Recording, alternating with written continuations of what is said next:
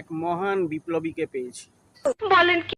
সে কিছু কথা বলবে স্বাধীনতা মানে দিবস উপলক্ষে, সেগুলো শোনো, আর তার কি কি অবদান আছে সেইগুলোও শোনো। বন্ধুরা, হ্যাঁ বলো। আজকের দিনে কত জীবন ত্যাগ হয়েছে, কত জীবন মানে এই দেশটা স্বাধীন করতে।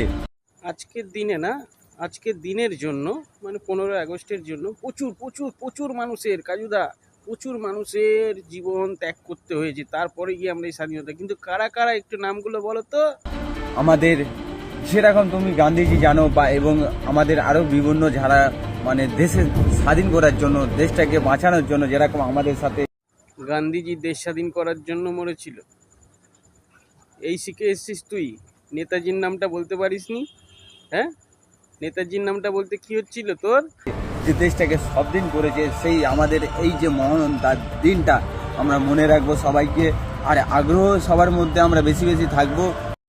মনে রাখবো মানে আবার মনে রাখার জিনিস?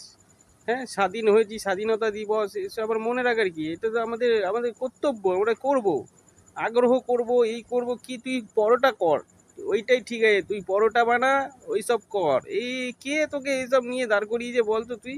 আর তোর অবদানটা দেখা, তো তোর কি অবদান আছে, তুই একটু কি করেছিস সেইগুলো দেখা, মানুষকে দেখুক। आजा आजा जिंदे शामी आने के तले है आजा। কাজু, পতাকা যদি মাটিতে পড়েছে তো সেটার কাঠ খুলে ফেলবো, কিন্তু আমি বলে দিচ্ছি। जरी वाले नीले आसमाने के तले। এই পড়ে গেল পড়ে গেল, কাজু লাফ দে লাফ দে, লাফ দিয়ে ধর, কিন্তু নয়তো আশেপাশের লোকজন এমন পেটাবে, কিন্তু তোর আর হাড়গোড় থাকবে না কিছু, তাড়াতাড়ি ধর।